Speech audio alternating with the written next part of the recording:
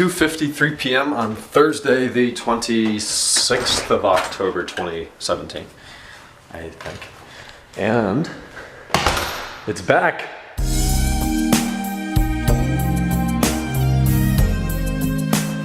So far, so good. I haven't inspected for leaks yet, actually, but I see a lot of dryness, and that's a good sign. That's the junction right there where it was leaking. And it looks like everything's back in place. One of those bolts that hold, I was telling you last night, the chassis brace bolts, can see now that all four of them are there. We got a different kind of bolt in there, but that's all right. And then the only problem I found is kind of a common trend. This thing is not sandwiched correctly. This shield, there's a tab on it that's supposed to go up on top of the jack adapter, and this one here too. So I'm gonna fix that. And then there's some sloppy hardware installation, like, see this plastic rivet isn't pushed up in there all the way. I don't know. He does really good work. He does unbelievable work when it comes to like torquing the engine bolts down to spec and making sure the gaskets are sealed and timing, and I'll put him up against anybody for that. But then when it comes to the underbody shields, I don't know who does it, but somebody gets a little lazy with it, and I don't know, maybe I'm just anal. But I'm gonna fix that. Luke's on his way down. He's gonna be here in a couple minutes. My phone is on 30% already, and it's only 2:30 p.m. And that's all I know so far. I lied, good news. So you know I've been coming off the clutch in first gear a little hard, not too hard, but harder than usual. And there's that noise. I had them listen.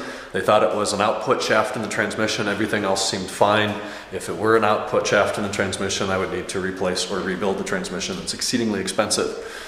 So we put the new drive shaft in. I drive it today. The noise is gone. It was the drive shaft U-joint failing. So thank God we hit two birds with that stone, and I don't have to worry about the transmission because it is perfect otherwise. I love the transmission in this car. You drive other ones and you put them in second with the clutch to the floor and clunk. Lots of synchro grind. Not this one. Whoever drove this car before me knew how to drive it. It became an option on the 528. Look at this juxtaposition. Full facelift M. Pre-facelift 40. That's a 540. It's an Aspen Silver 540. I said yesterday it was a Sterling 28. That was very wrong. Sterling was a later color. Total difference though. Same car, but so different. So the camera has been right in here for the last like 5 hours. That's what happens. I get this car back and I forget that I add little things like that. So I got it back today. I think I showed you the parts and such, and we've wasted too much time on that. Luke came down this afternoon as I was fixing that underbody tray on the car. I just got under there, kind of unhooked it, sandwiched it up on top of the jack pad, and put the clips back in. It took me 30 seconds. Luke came down, we went out, we drove around for a little bit. We went to a really early dinner at Flipside. That was the only thing I've eaten today outside from an apple tonight. Megan drove down for a couple hours this evening. We pretty much sat here and watched The Office, and I'm almost on season 4. So I have been hauling ass on this show. I love it. And it's the American version. Somebody commented the British version. I don't know. I'm not British. The only thing that was better, and yes, Kenneth, I'm going to say it, is British Top Gear. Back in the day. You couldn't beat that. And I don't know. Maybe one day I'll give the British Office a try. But for now, I like the American version. So it is Thursday the 20th. It's actually Friday the 27th right now. Anyways, it's 12/12. Which means in about 3 hours, I am supposed to be trying to order an iPhone 10. So years ago, when I would pre-order the 5, the 5S, and 6, I was up till 4 or 5 in the morning every day. I got up at 11 o'clock or noon. I'm slightly better than that now. I go to bed at 1 or 2, and I get up at 9 or 10, which is still a lot of sleep, I know. So I remember last year, I pretty much went to sleep at midnight or something, got up at 2:50, ordered it, and then I can't fall asleep.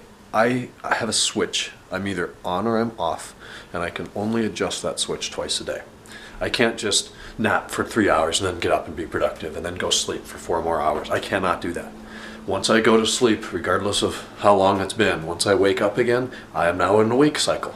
And I'm going to be in the awake cycle until I go into the sleep cycle. It's very, very handicapping. Is that a word? I don't like it.